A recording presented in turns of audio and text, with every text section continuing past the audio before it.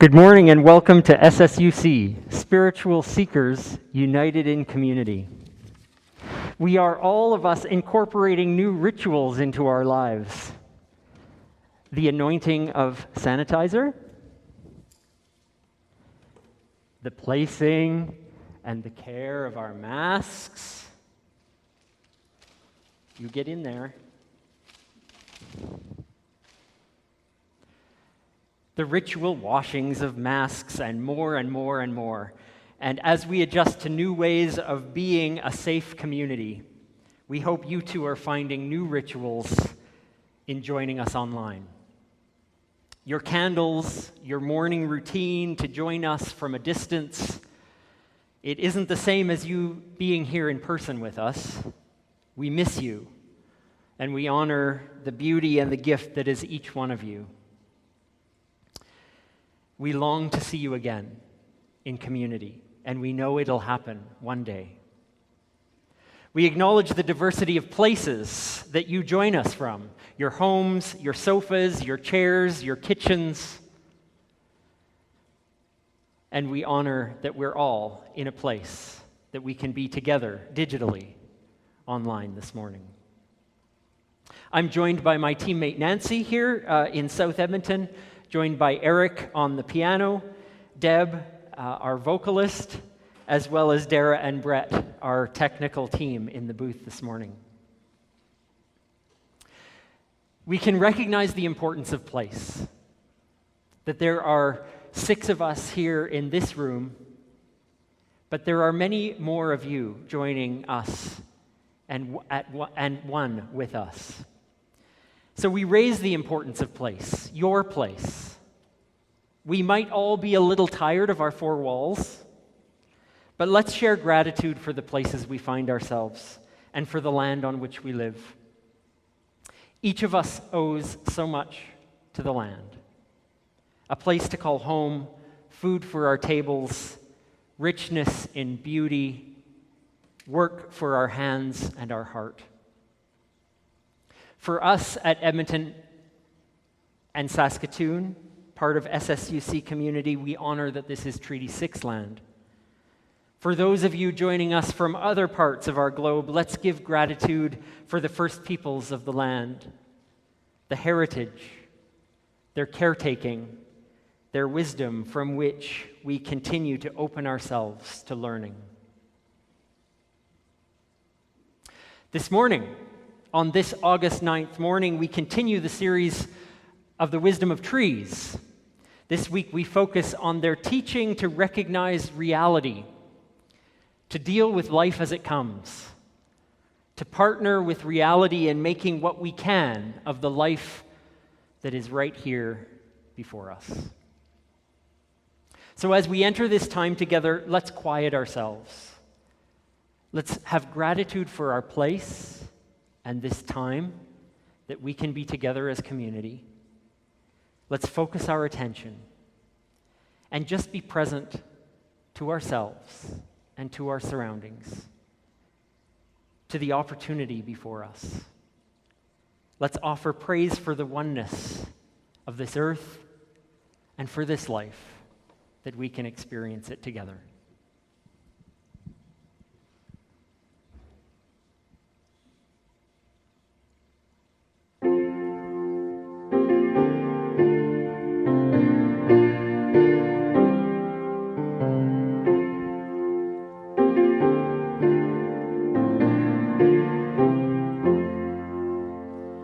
Praise for the wonders, respecting all life.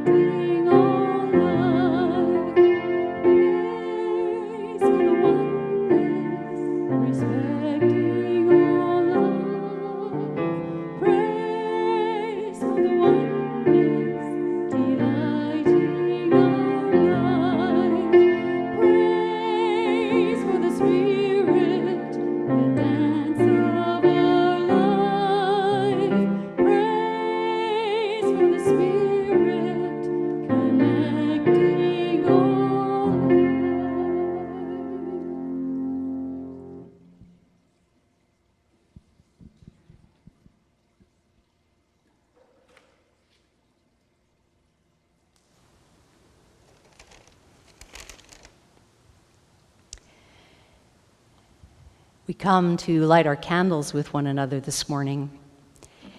If you have yours near you, this is the time. Let's take a moment and connect our light with one another as we each light a candle in our place.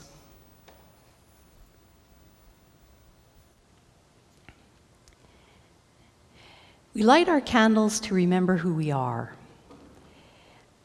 By lighting this candle, we remember we're born of fire.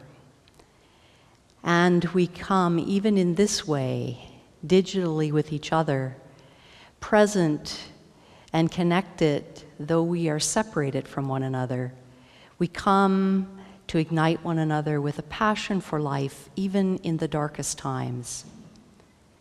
We come to remember that we are water, born of water, in bodies that are mostly water, on this watery planet we call home.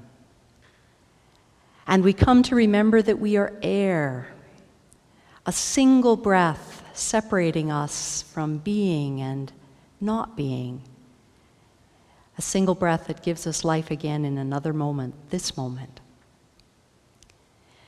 And we come to remember that we are soil, building ground for one another. We light our candle to remember that we're part of all that is. Like trees with earth in our roots and sky in our reach, we are born into light. And this day, like every day, as light is new, we are seeking it together. One of the ways that we seek light in our lives is to pray, a way of strengthening our intention, reminding ourselves of the values we hold dear, reminding ourselves of the world we long for and work for. So we take this moment with one another to pray together. I invite you to share these words with me as we offer our prayer this day. We welcome time to breathe, time to ponder, time to regain balance. I want to belong, and so may I learn to accept. I want to be close, and so may I reach out. I want a place where I am welcome, and so I open my arms. I want mercy, and so I learn to forgive. I want beauty, and so I learn honesty. I want peace, and so I desire to see the eye of the storm. I want truth, so I learn to question my unquestionable convictions. I want joy, so I seek a way of deeper relationships. I want life, so I learn how to die. In this delicate balance, may we embrace the tension and seek awareness as we live our best and truest selves. May it be so.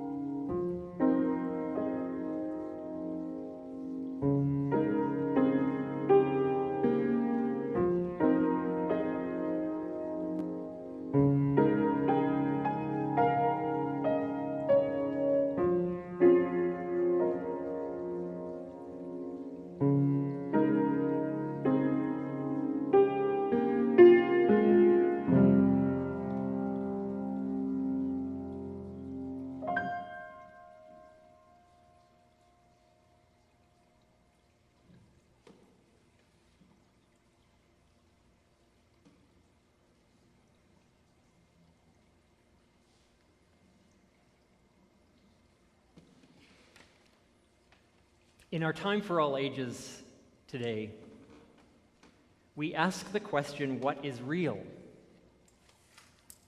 Do we have to be able to touch something or feel something for it to be real? Our ideas are real. The things we think are real. Our emotions are real. Our love is real.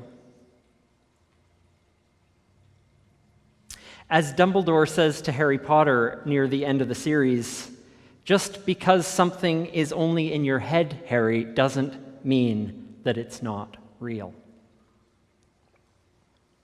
Sometimes those things that we wonder and worry most about, if we ignore them, have a way of getting our attention anyway. Today's story is about a dragon. And if you saw Daisy's video from Friday's newsletter, then you've experienced this story already. But if not, here is a longtime favorite in our household, read again by Daisy. There's No Such Thing as a Dragon. Story and pictures by Jack Kent. Billy Bixby was rather surprised when he woke up one morning and found a dragon in his room. It was a small dragon about the size of a kitten. The dragon wagged its tail happily when Billy patted its head. Billy went downstairs to tell his mother. "There's no such thing as a dragon," said Billy's mother, and she said it like she meant it. Billy went back to his room and began to dress. The dragon came close to Billy and wagged its tail, but Billy didn't pat it. If there's no such thing as something, it's silly to pat it on the head. Billy washed his face and hands and went down to breakfast. The dragon went along. It was bigger now, almost the size of a dog. Billy sat down at the table. The dragon sat down on the table. This sort of thing was not usually permitted, but there wasn't much Billy's mother could do about it. She had already said there was no such thing as a dragon, and if there's no such thing, you can't tell it to get down off the table. Mother made some pancakes for Billy, but the dragon ate them all. Mother made some more, but the dragon ate those too. Mother kept making pancakes until she ran out of batter. Billy only got one of them, but he said that's all he really wanted anyway. Billy went upstairs to brush his teeth. Mother started clearing the table. The dragon, who was quite as big as Mother by this time, made himself comfortable on the hall rug and went to sleep. By the time Billy came back downstairs, the dragon had grown so much he filled the hall. Billy had to go around by way of the living room to get to where his mother was. "I didn't know dragons grew so fast," said Billy. "There's no such thing as a dragon," said Mother firmly. Cleaning the downstairs took Mother all morning, what with the dragon in the way and having to climb in and out of the windows to get from room to room. By noon, the dragon filled the house. Its head hung out the front door, its tail hung out the back door, and there wasn't a room in the house that didn't have some part of the dragon in it. When the dragon awoke from his nap, he was hungry. A bakery truck went by. The smell of fresh bread was more than the dragon could resist. The dragon ran down the street after the bakery truck. The house went along, of course, like the shell on a snail. The mailman was just coming up the path with some mail for the Bixbys when their house rushed past him and headed down the street. He chased the Bixbys' house for a few blocks, but he couldn't catch it. When Mr. Bixby came home for lunch, the first thing he noticed was that the house was gone. Luckily, one of the neighbors was able to tell him which way it went. Mr. Bixby got in his car and went looking for the house. He studied all the houses as he drove along. Finally, he saw one that looked familiar. Billy and Mrs. Bixby were waving from an upstairs window. Mr. Bixby climbed over the dragon's head, onto the porch roof, and through the upstairs window. "How did this happen?" Mr. Bixby asked. "It was the dragon," said Billy. "There's no such thing," Mother started to say. "There is a dragon," Billy insisted, "a very big dragon." And Billy patted the dragon on the head. The dragon wagged its tail happily. Then, even faster than it had grown, the dragon started getting smaller. Soon it was kitten size again. "I don't mind dragons this size," said Mother. "Why did it have to grow so big?" "I'm not sure," said Billy, "but I think it just wanted to be noticed."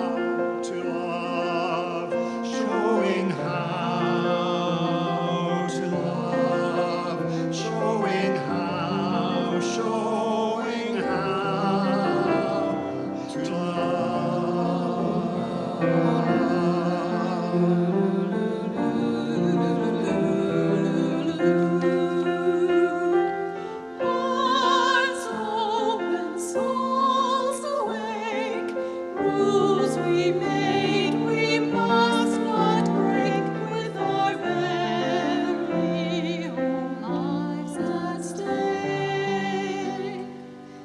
We must seek to love, we must seek to love, we must seek to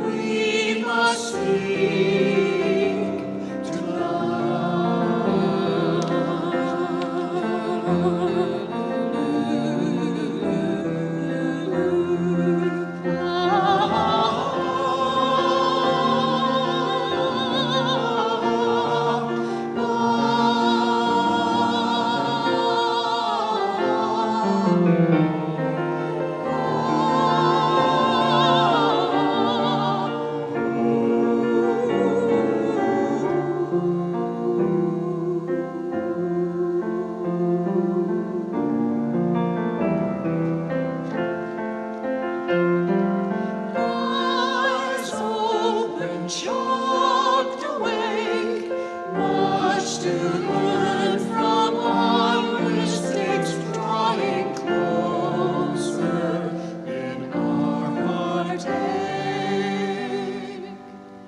showing how to love, showing how to love, showing how to love,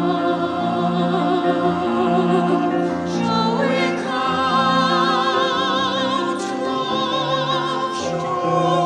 how to love, showing how to love, showing how to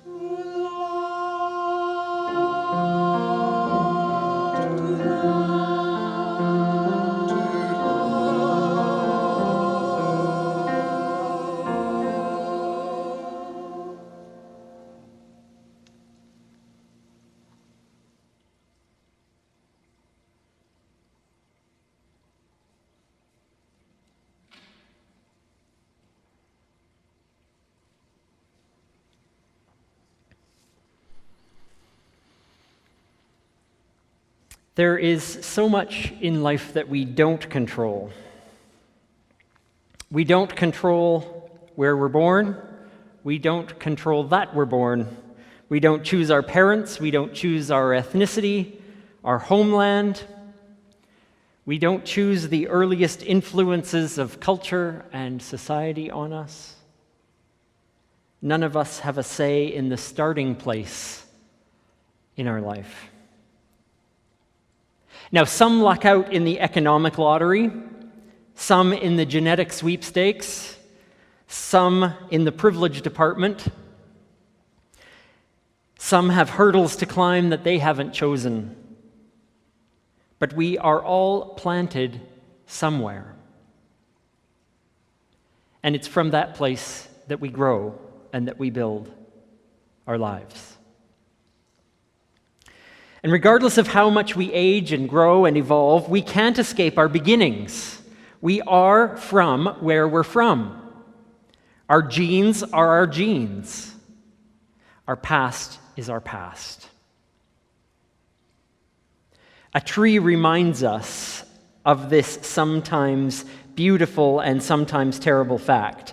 A seed pod, an acorn, a cone, it falls or is blown, is eaten and eliminated, or is taken in a current to places often far from its parent. And if even the slightest circumstance exists for that seed to sprout, then it will. In water, like this one in Wanaka, New Zealand. On a rock, this one on the right from Glen Etive, Scotland. It'll find its way on a sidewalk. How about this one? On the top of the Greensburg, Indiana courthouse.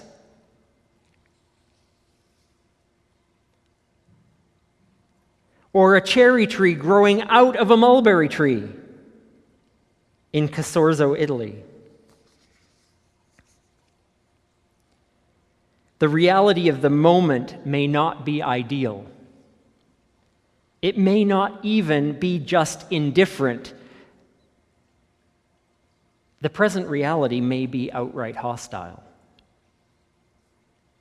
A seed doesn't get to choose. Neither do we. Reality is challenging, and despite our best efforts to deny it, to protect ourselves, to avoid the starkness of reality's sting, it is relentless in making itself known to us. Reality, and the often challenging parts of it especially, is like a small dragon, who, when we decide not to acknowledge it, simply grows and grows and grows until we can't help but notice it. Until it begins taking up all the space. When we choose not to deal with what's right in front of us, it takes up all the space and inserts itself into every part of our life until we recognize it, until we proverbially pat it on the head. As much as we'd like to take a break from the news, get away from our screens, and avoid the maddening reality of 2020, it remains and only grows as our very daily lives are a living reminder. So there's no hiding.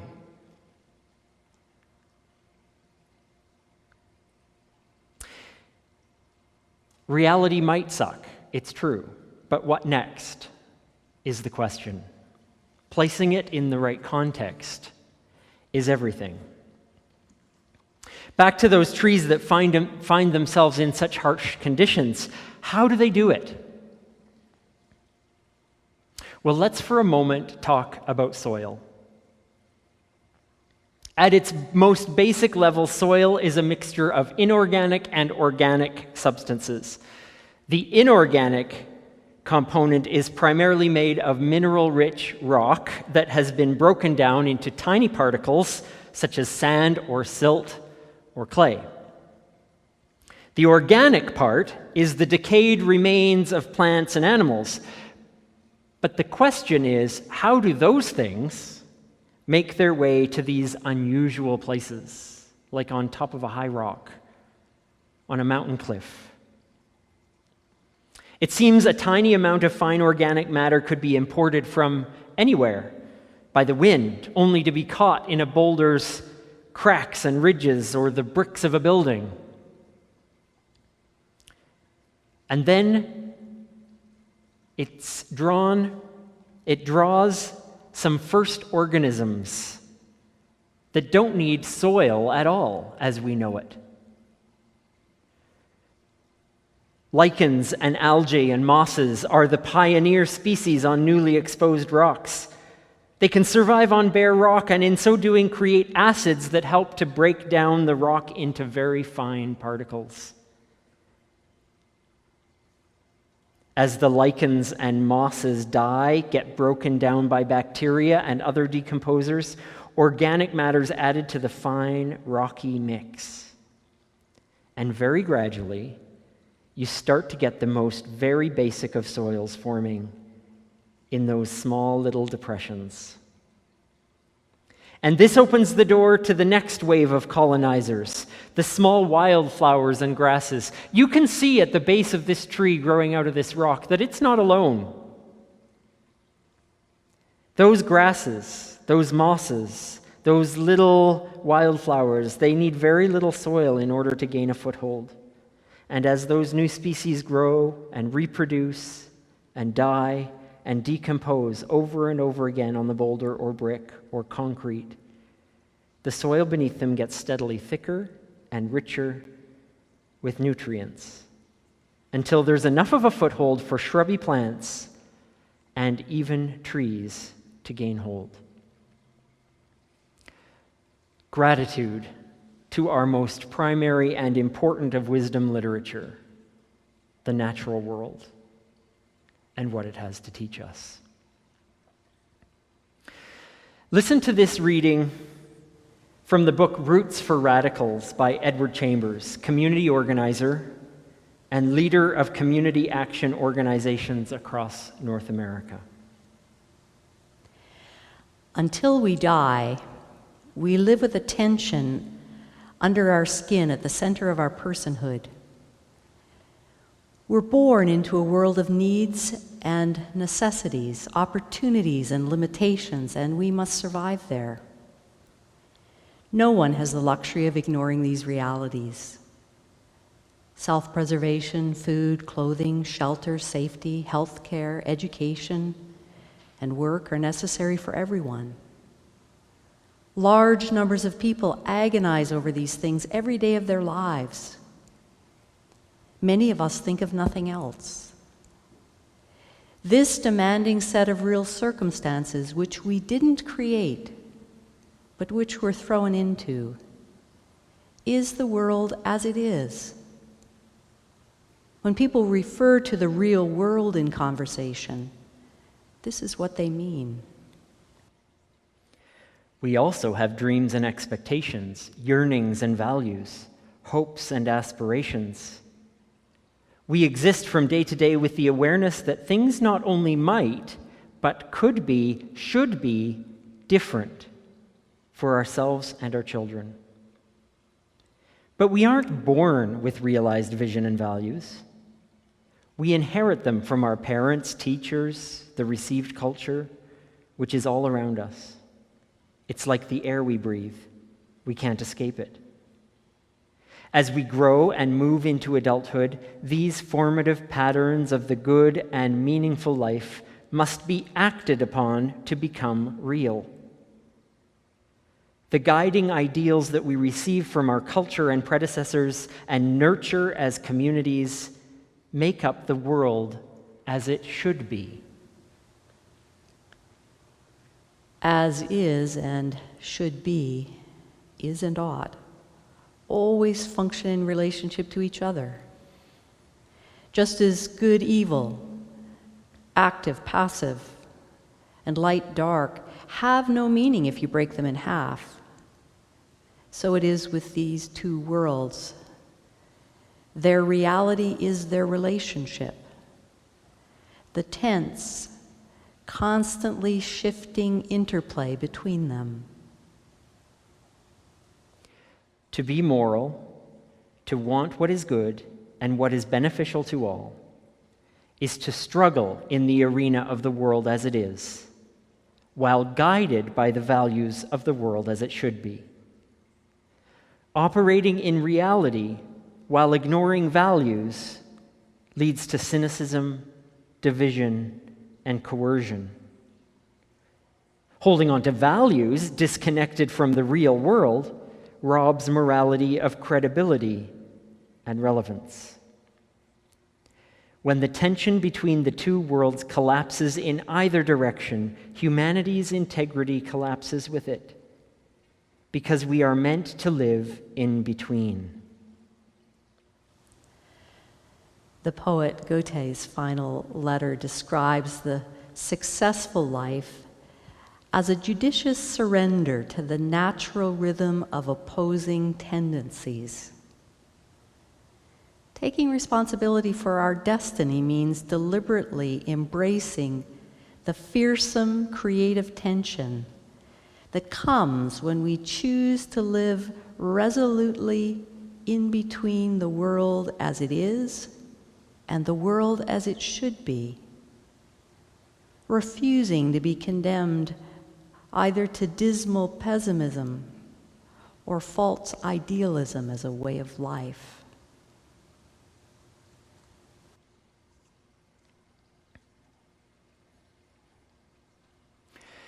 It's our lifelong pursuit to live in this middle place between seeing what kind of world we have to deal with, what barren rock we find ourselves landing, what history and chance has dealt us in life, between that and what action we can take to do something that moves us toward the kind of life and the kind of world we want to live in.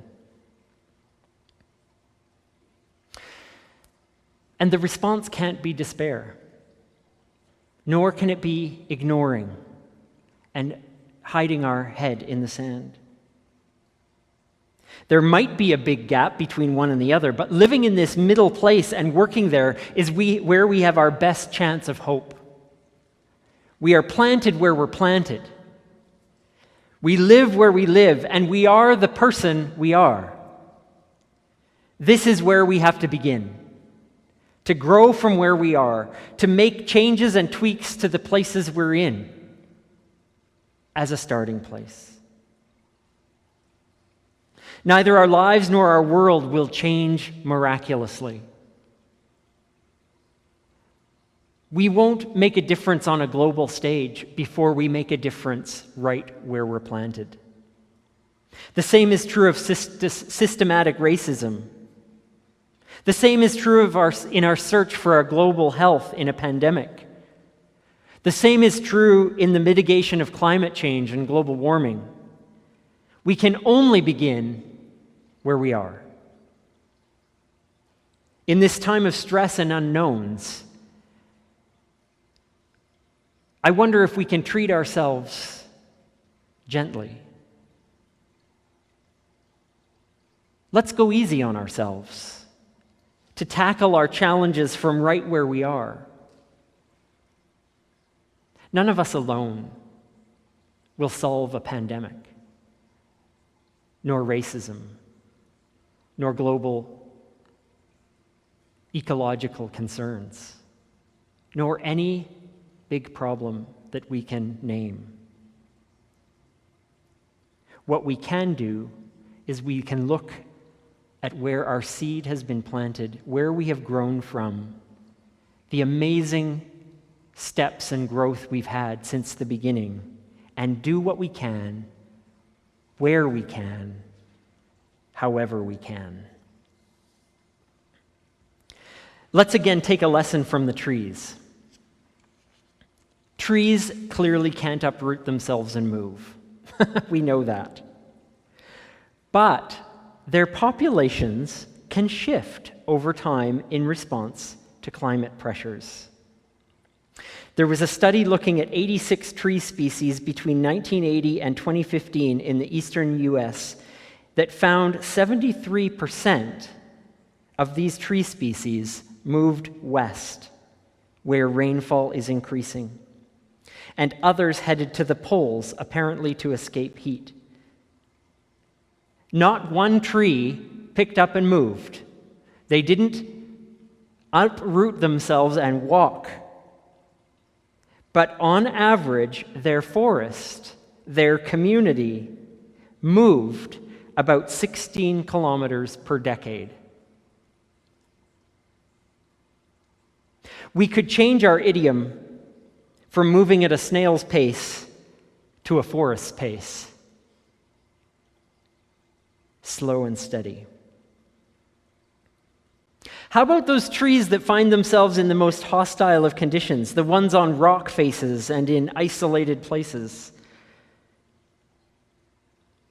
Once established, I was surprised to learn that they face, on average, far less competition from other plants.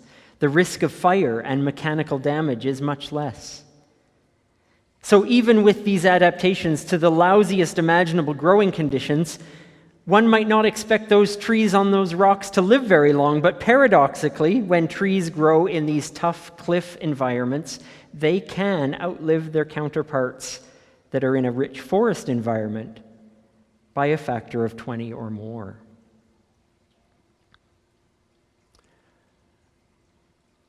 Let's be encouraged by the patience of trees to deal honestly with reality,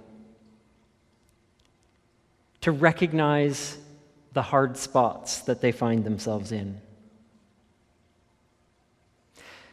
Let's recognize, too, that we are vulnerable seeds tossed into rocky crags a lot of the time.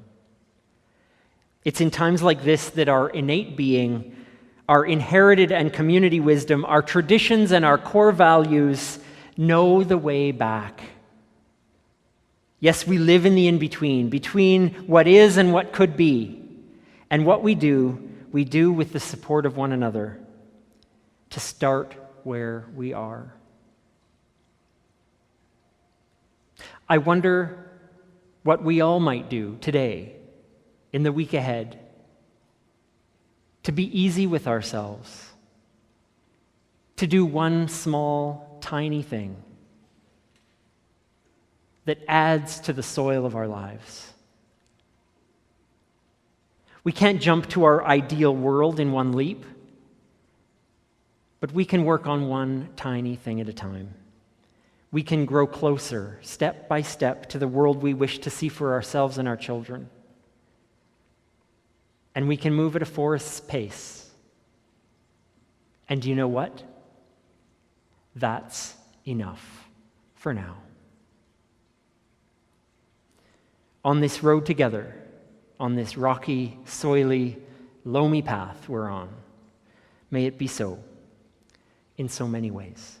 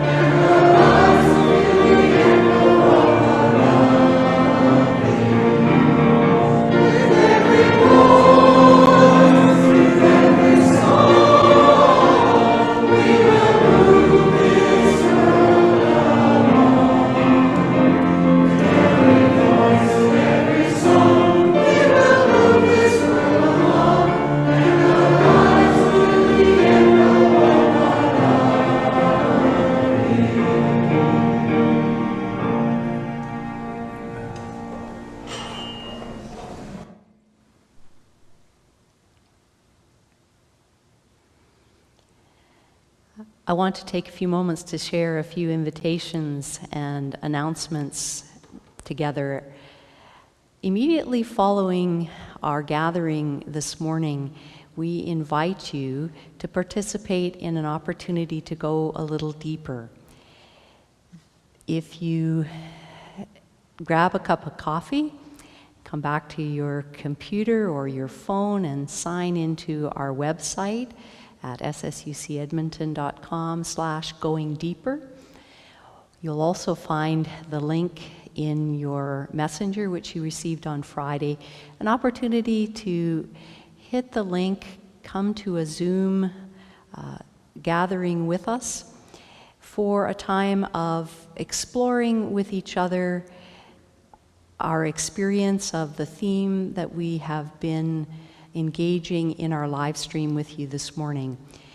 Claire Woodbury and Joyce Madsen will be our hosts. We'll adapt the practices of the Circle Way tradition for an online format, so please join us on Zoom at 11:15 on the link via our webpage or your messenger for a time with each other to have conversation, to go a little deeper. There's also an opportunity for us to gather again tomorrow afternoon on Zoom at 3 p.m. for our usual Monday afternoon check-in. You'll find the link in your messenger, or if you have lost track of it or didn't receive it, please feel welcome to connect with us with the opportunities you see on your screen, and we'll be glad to get you the link so you can join us Monday at 3. I want to express appreciation for the faithful way that you have continued to support us financially over these months that we have not been gathering in person. Thank you for the contributions you've made online or by mailing a check or dropping it off to the church. There continue to be opportunities to give in that way. You see all of those opportunities on the screen, and also the opportunity to purchase grocery cards. If you come by the office on Thursdays or place a call, they can be delivered to your home, or you can pick them up here from the office on Thursday mornings. We really appreciate all the ways that you support us financially and make what we do together as a spiritual community possible.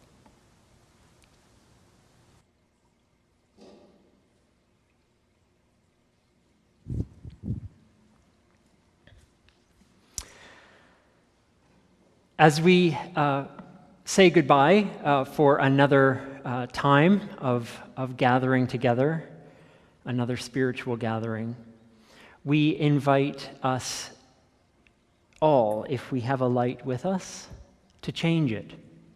When we change the light, we don't mean extinguish necessarily.